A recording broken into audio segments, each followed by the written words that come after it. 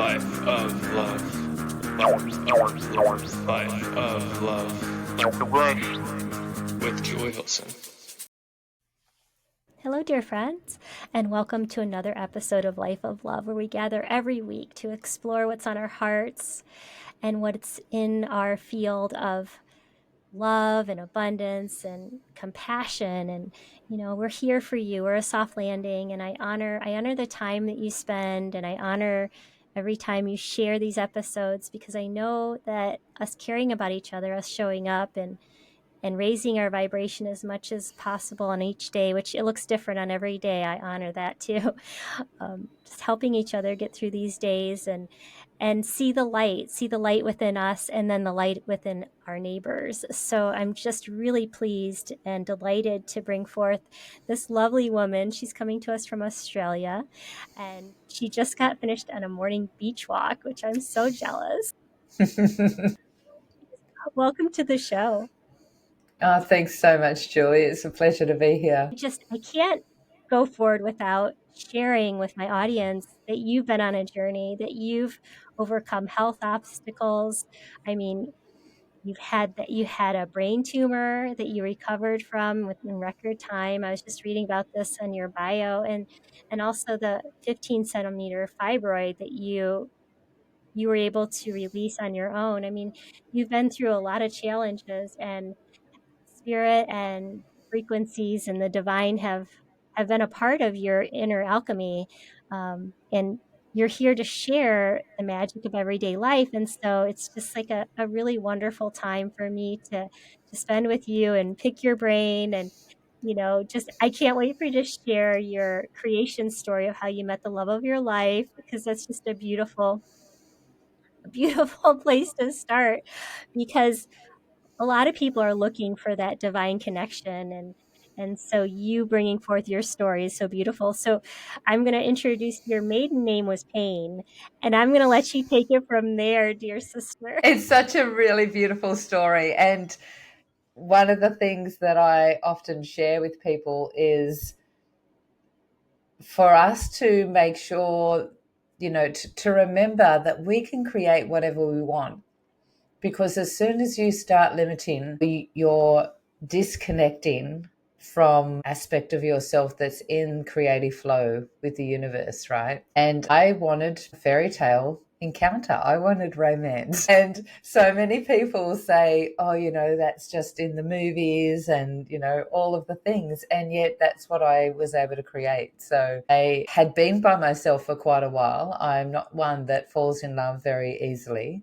So I've had two relationships in my life, one with the father of my kids for 10 years, and then I was by myself for 10 years, and then another one that didn't last very long.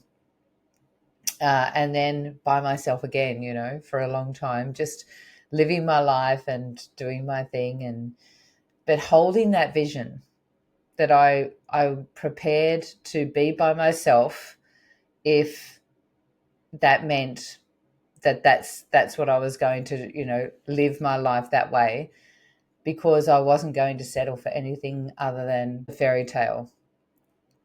And one day I just moved down to, about a year before, I'd moved down to Shell Harbour, which is south from Sydney and an hour and a half away. I was online doing lots of work and had a big day, and I just thought, I'm just going to go for a walk to the beach and get my feet wet before I start making my dinner. So it was late in the afternoon, and I walk onto the beach, and I was the only one there. The waves were huge, and so as you do, I'm taking a Facebook Live, showing people how big the waves are, and this guy walks past and waves at me.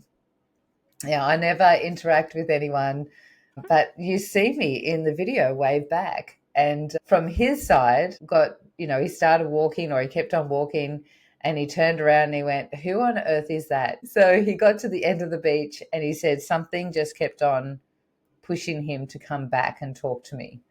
So he turned around, he came back, we started talking, found out that, we both love sunsets and sunrises, and showed each other videos and, photos and all the things, that we were both on the same dating apps, but most probably had swiped each other left. And we lived in adjacent streets.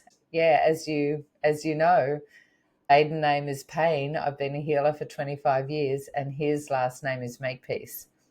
And so, those sort of synchronicities are the things that I follow, really connecting with spirit to hold that vibration. Just have something with names that just give me that flow to really keep connecting. Yes, and as we were talking about it before we started recording, it's just such a beautiful metaphor for your journey, that you were ready and you were at peace with yourself, not finding somebody, but open to the possibility and having your highest, your ideal, and you weren't going to settle. And then you didn't really need, he made peace because he showed up and he listened to his spirits because he turned around. He didn't just keep walking or go up on the street to walk back. Sometimes when you're walking one way on the beach, the wind's hitting your, behind your back, and then you have to walk back with the wind in your face. And so it's not always the easiest thing to walk the opposite direction on the beach. So, I just love it. It's just it's like a scene from a movie. And what occurred to me, go ahead.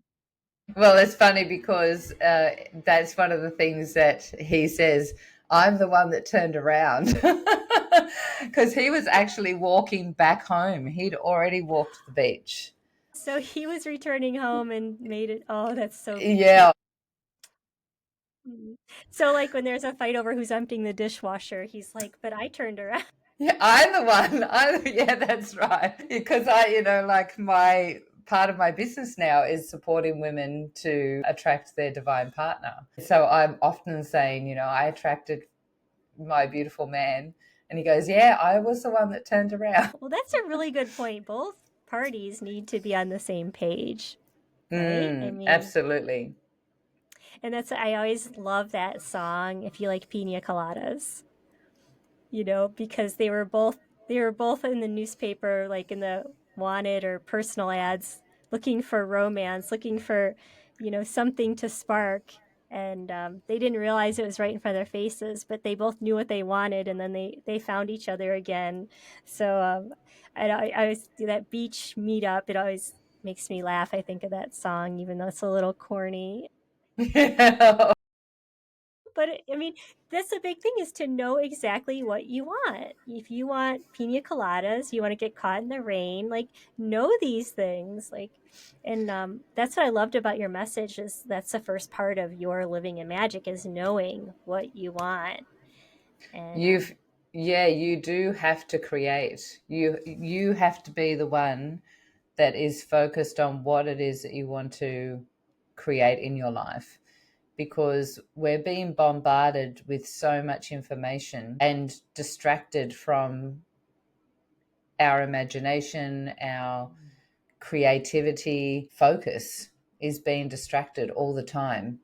And so when you're talking about quantum physics and science, we were sort of playing with that a little bit at the start. There's a test or a research that they did called the double slit experiment. Have you ever heard of the double slit experiment? yes, I read about this, but I would love for you to explain it again, because it's about observation bias, I believe. And Mm. and so, yes, if you could explain it, because it's been a minute, and it's a very powerful, this isn't just a one-off. It's been written about many times. It's a proven thing. It isn't just a No, woo-woo or an impression. This is science that's been reproduced and proven. So yes, please share this, because it's so good. I haven't I think talked about it it on my podcast yet. I think it was might have even been 1950s or something, the first time that they actually discovered this process. And it does change everybody's perspective. It's so well known in science, because they know that whatever they're researching, that there is this, they've got to take this factor into account, that when they're observing something, that they're actually changing the results. So what the double slit experiment, and just in layman's terms, so basically some scientists got together and they were like, what will happen when we put, atoms through two slits? So they have this piece of paper with two slits in it and a white wall. So they're putting this laser through. And of course, when they looked on the other side, here's two marks on the wall from where the holes were in the paper. But as science apparently do, scientists, leave their machines on often, and off they went and had lunch or whatever they did. And they came back and there's this mess on the back of the wall. It was all erratic. Now trying to work out what that was all about, and, how did that happen?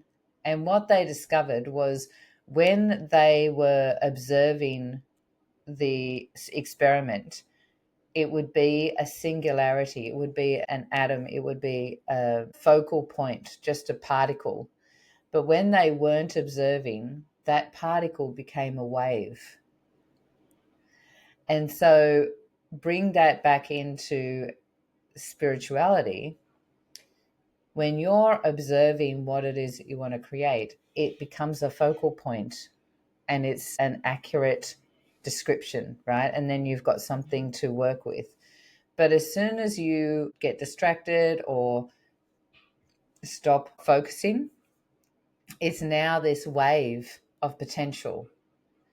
So it's a wave of potential. So you can have anything, but until you focus on it, it's not actually going to be anything. It's just waiting there for you to focus on it. So for us to create our own reality, you've got to know what your desired end result is. You've got to have a point of attraction that you're focusing on. And that's not just once, which you can go, this is what I want, and then leave it. But to really collapse time and to really move into that vibration of creation, it's doing that on a regular basis. It's really stepping into it and not seeing it as a future experience, but experiencing it now, becoming the person, tuning in, praying, being in that vibration of having it already. How would you feel? What would you believe? What are all the things that you would experience if you already had that? Because we're only in the now moment, right? So when you're becoming that person already, you act and behave in the same way. Then when you're doing that, it's just the way the world works and the universe works, is that all the particles come together for you to see it as well. And to create. It's the alchemy. Oh, it's so beautiful. It's so beautiful. And it's so scary too, because when you have all this responsibility, you can make it work either way. Yes. When you focus on something going wrong, you're preparing for the worst case scenario, or you're believing some kind of propaganda or whatever it is. That's where you're focusing. That's where you're putting all those waves. So it's a really great visual. And what blows my mind is, I studied psychology at the university. Never did we learn about this. We learned about Pavlov's dog. We learned about, so many psychology concepts, but not that. And it's so powerful. And so maybe that's why it's coming up now, because humanity is more ready to deal with it. Or I maybe agree. it's just our ascension, if this is in your field, this is something to pay attention to.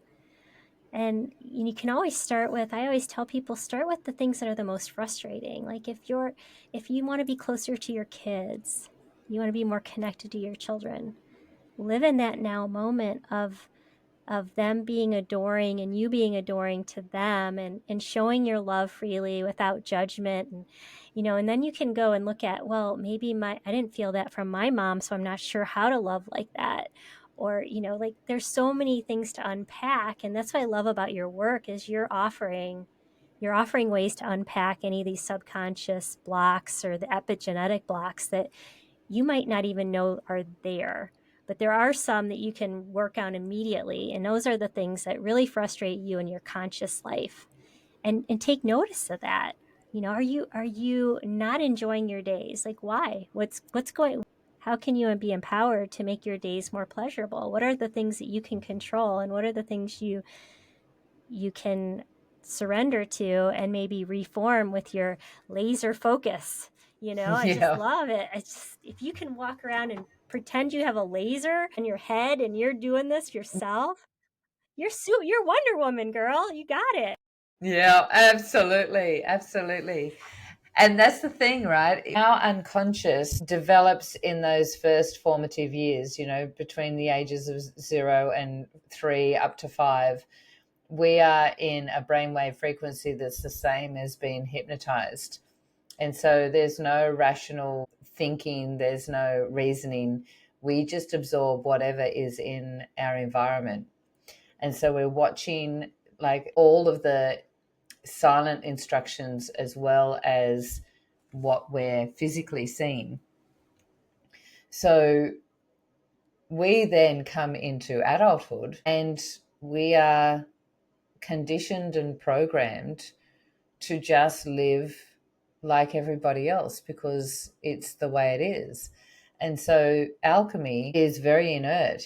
It's neutral. You can use it for either way. So if you're in fear, if you feel like you don't belong, you feel insignificant, all of these things are information that you've picked up at one stage or another in your childhood. And we can then clear that information because it's not you, it's just information that's been programmed in your limited self. So we can clear that from the source of where it came from, which is in that quantum field, the higher, I call it the superconscious. And so all the codes of creation are in that field, and we can just neutralize them, almost like, they switch on or off, or they switch off a cancer cell, right? So it's sort of like that. It's like neutralizing, it's no longer there. And that's one of the things that most people notice straight away when they do recoding with me is this. They say, I've got more space in my head. That mind chatter has gone. I feel lighter, not that burden and that heaviness of all of that lower vibrational thought patterns that hold us back from really achieving the goals that we want to in our life. It's so beautiful. I was going to ask, I was reading about the codes, and how do you know you're on a code? Like, I was just really curious because I've heard this before, and I'm just, is it something you feel? Like, how did you come to know these codes, and how do you know you're on a code or you're clearing a code? If you could just take me through that, like what you're perceiving and how you learned about these codes. So codes can be something as little as I don't feel good enough. Like it's such an ingrained, inbuilt system. Like it's almost like software that's in our data bank. And so it's a glitch in the system. So here we are, we're choosing to create something. We want to, find the love of our life or get healthier or whatever it might be. And so we're striving for this, and there's something that's holding us back, and we're not sure what it is. But what happens is you're in this process, just say you say, I want to meet a beautiful partner down the beach like Elizabeth did, right? And so you have that thought, and within seconds, like microseconds, your unconscious is going back into all of the information it knows, right? So this is the DNA, the genetics, past lives, generational history, conditioning from your childhood. So it seems like it's a big storage unit, but it's still limited because it's only a certain amount of information. But what it does is it goes back in and sees if it's something that we have the ability to do. And so if you have been told at one stage, one of the things that I say to my clients, imagine you're a little kid and you're full of joy and you're curious and adventurous and life's amazing, and you're toddling along and you find this thing on the floor that everyone's calling a fork, and you think, I wonder if that will fit in that hole over there, right? Yeah. I know you're going with this. Yeah. So you toddle over and you go to put this fork in the PowerPoint. Someone sees you and smacks you on the hand and tells you you're naughty. You have enough of those experiences because no one said, hey, you were just about to die. We're saving you, right? No one gives you that information and you're too young to understand it anyway. So you get smacked enough, or don't run across that road, or all of these just normal day-to-day, everyday occurrences. When you have that enough, your mind starts going, well, maybe I'm not good enough to do that. Maybe it's dangerous to be curious. Maybe it's I'm insignificant. I'm not perfect. So somehow I'm broken. And so the more those normal everyday occurrences happen, we now start coding in, I'm whatever yours is, right? Insignificant, imperfect, I'm broken in some way. I'm not safe to just be myself. And so those codes now are internal in your unconscious. I love how you explain that, because it really makes it, I mean, I've had other guests explain it, but this is really, maybe my ears are just ready to hear it this way, but I really appreciate that explanation of it. And that also, makes you realize you have to go over these over and over. This isn't something you do one time and say, no, I'm significant, I'm divine.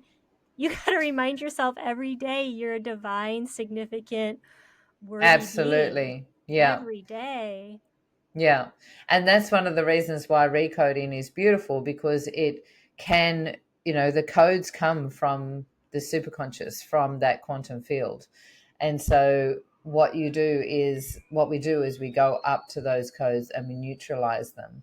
So it does make it a lot faster. You can, doing mindset training, for example, mindset work can support you, or any sort of hypnosis, all of the modalities that we've got available to us, they do work. Often, though, they're working with just the conscious and the unconscious. They're not working with that other level, the higher self, the superconscious, where the codes came from in the first place. But it is possible. I've been a healer for 25 years and I got onto recoding about 5 years ago. And that's like the time that started collapsing, the fast speed of creating just became unbelievably fast compared to what I was doing prior. And the consistency as well, right? Being able to move to a beautiful beach location, multiple figures in my business, the 4.5 centimeter brain tumor gone, easy, meeting the love of my life, all of it happened really, really fast. That's so encouraging, because I know we all feel like, well, maybe we missed it. Like we were in our prime at once, and maybe this is what I need to accept. And I love your story, because you're like, I'm going to be at peace with where I am, but I know where I'm going. I know what I'm open for. And that's inspiring and empowering, and your Ascendance Code brings in your higher selves and at the soul level, so all your team can work with you. And I think that's why it's supercharged. It's not of this time. It's not a linear thing. This is, like you said, things happened really fast. And that's my tag. Every day is a chance to create the life of your dreams.